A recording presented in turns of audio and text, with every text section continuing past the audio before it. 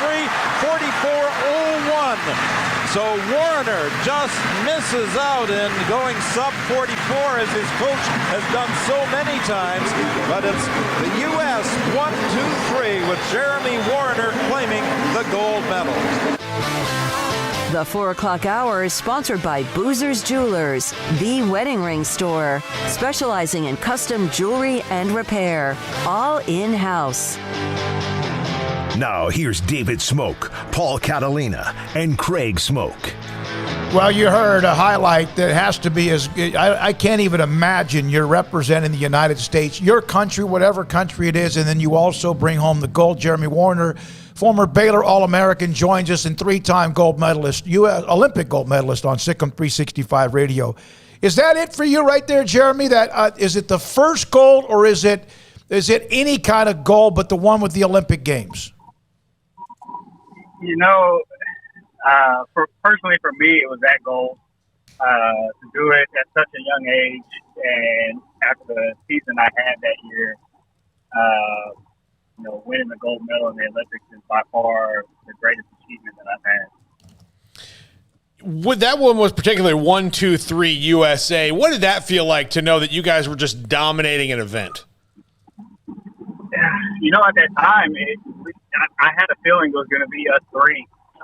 The order I didn't know, but you know, as strong as the 400 was back then in the States, I think anybody that made the final that year had a chance to medal that year at the game. So we were so stacked for so many years, and it just showed. Jeremy, what was your first Olympic memory, and when did the Olympic dream start to kind of flicker in your brain? You know, when I first watched Michael in '96, but I think more reality-wise, or more focus on there could be a chance that maybe one day I would do that. It was probably my senior year in high school, going into before I got to Baylor. That year I ran 45.5 in high school, and I knew that I would be able to run faster as I got older and more mature. But just the training that Coach Hart gave me and Coach Ford helped me with, you know, it just all came along. And then at the beginning of the year, I knew there would be a chance that I could possibly make the team. I didn't think I would actually make it and then actually win the medal, but you know, have an opportunity to make the finals at the trials and have a chance to go. I had a feeling after indoor season that was going to never be an opportunity there.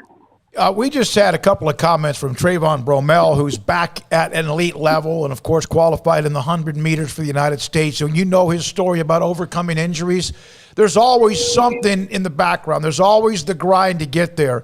Can you explain sometimes really how hard that is? When you have it, you lose it, and you want to get it back? You know, it's tough. I had it early in my career, and I started getting injured, and I could never figure out how to come back from those injuries and perform back to how I was early in my career. Trayvon has done an amazing job to figure that out and get back on track. And to me, I think he's running better now than he ever had. And personally, my money is on him.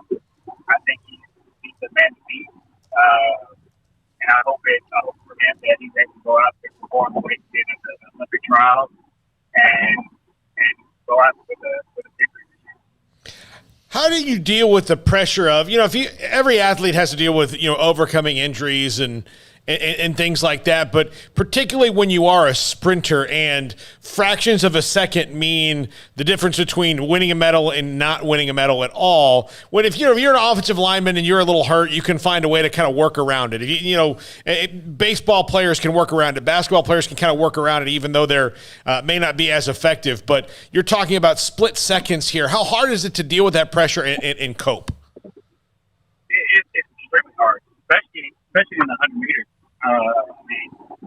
For Trayvon, he's got 9.7 seconds to execute the perfect race, and one little slip up anywhere to cost, whether it's start, whether it's a tight hamstring,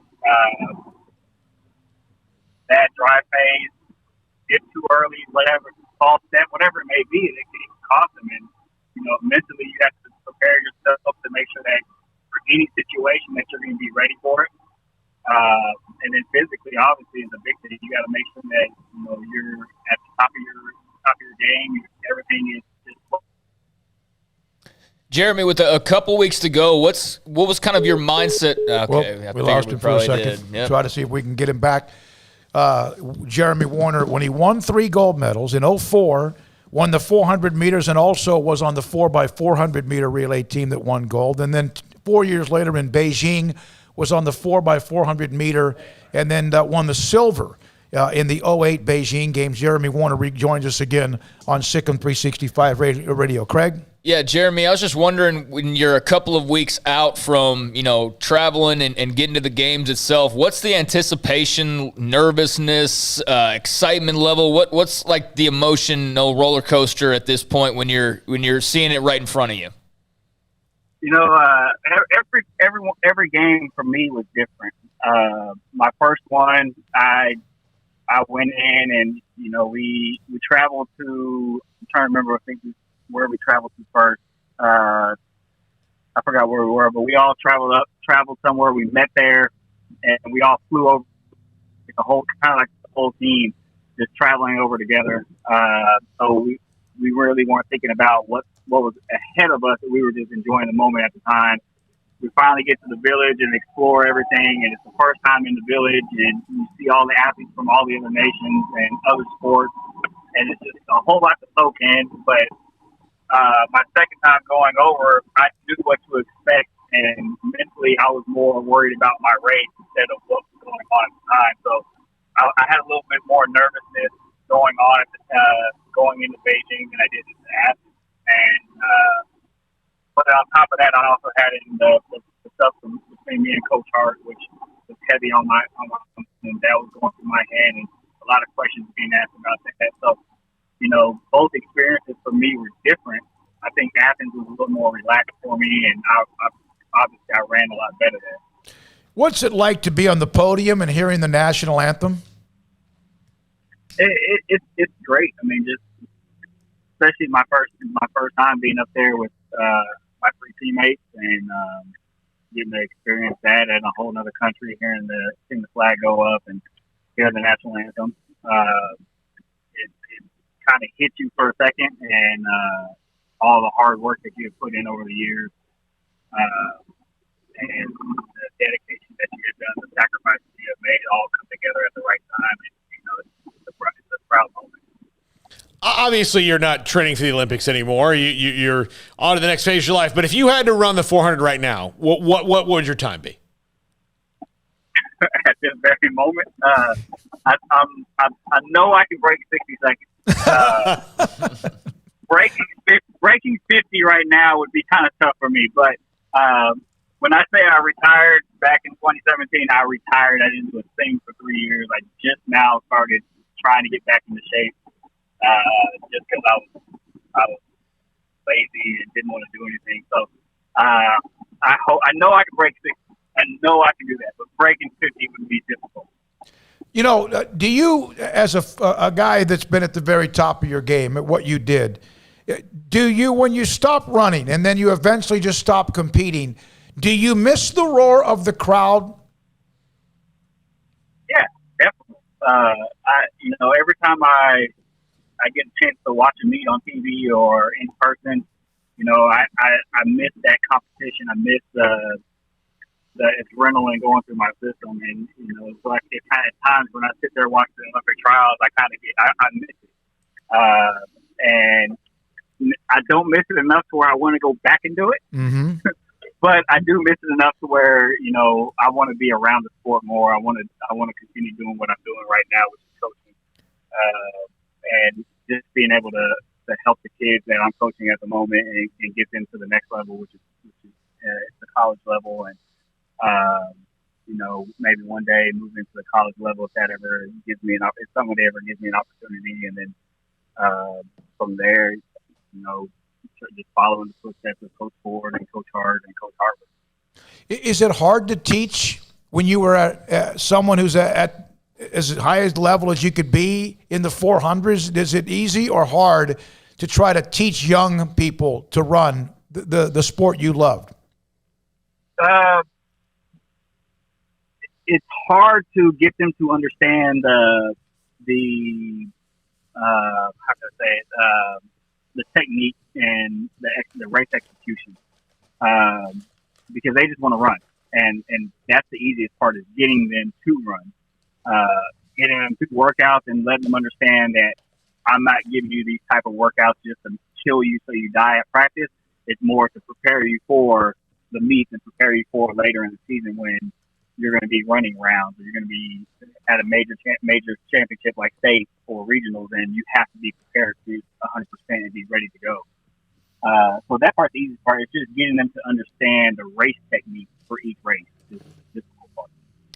Jeremy, another Baylor guy that'll be headed to London as an alternate, and he's a Waco native. First Waco native to ever make the Olympics is Will London, an alternate on that 400 relay. What would be your advice to him as he prepares for his first Olympic Games and knows that his number could be called, but it might not be called at the same time? The thing with Will is he's been there before in 2016. He's been there at World Championships, national championships. So he knows that he just has to, when his number is called, and he just has to run his race and worry about his race only. Not let the excitement get to him, and just stay relaxed and stay grounded and run how he's been running all year.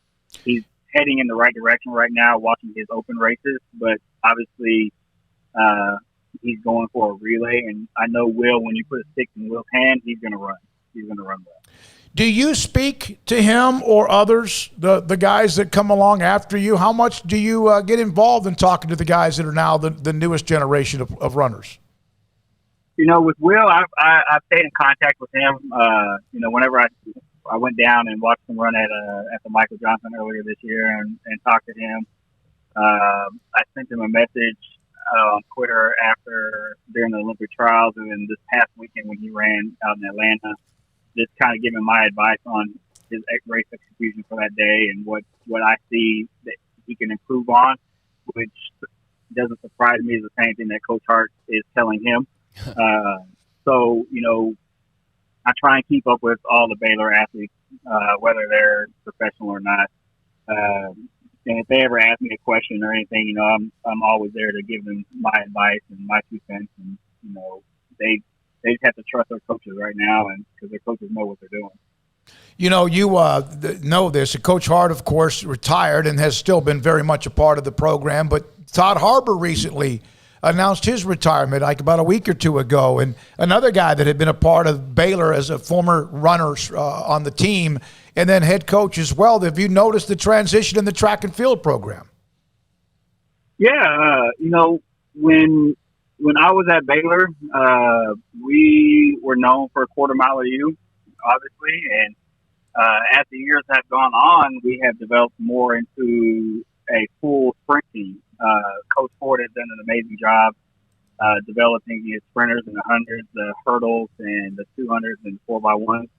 And Coach Harper's done an amazing job with the distance program with Alita and the 800.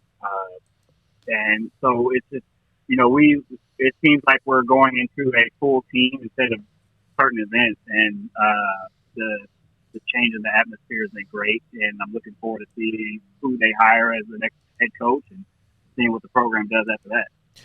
Jeremy, if you're sitting down to watch something on television, what sport is the one that gets your attention now?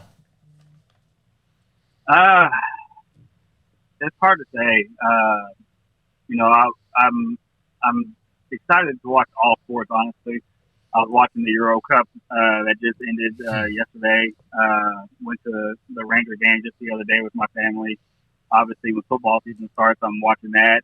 I was watching Wimbledon. I'm obviously preparing to watch the Olympics every day.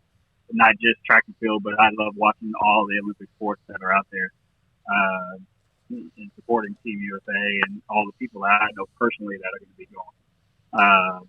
So I'm really all around. It's just not one sport that excites. I know we have to go, and you do too. But we had you on. I believe it was the Friday before Baylor was in the Final Four up in Indianapolis. I believe we had you on that week before. Then they won it. What was that like for you to have the national championship at Baylor? Oh, that was great. It gave me the same feeling that back in 2004, 2005 when Coach Smoak and the women's team won their first national championship. Being able to see what Coach Drew has done from his first time at Baylor all the way until now, it's been an amazing journey, and I know that they were excited and they're looking forward to continuing that next year and trying to go back to back, which is it's going to be difficult. But I've seen who they signed and I see who's coming back, and I think that's possible. So I'm excited. The whole Baylor sports program has come around, and we're not just one sport or two sports. We're now starting to be the whole university sports programs are coming up and being dominant. I just looked it up, and we had him on the day of the national championship. The day of the game, the Monday of the day of the national championship game. We didn't know what was going to happen. I thought it was right before. Yeah, it was great to have you on that day to give a different perspective from various sports and athletes. Thanks for your time. Enjoy it. Thank you, Jeremy. Appreciate it. That's three-time Olympic gold medalist. Won a silver in the 400 at Beijing, and then five-time world champion. Baylor alum, also now as a track coach at the high school level. Yeah, he's a stud. I mean, he was. I remember first seeing him like, who is this cat?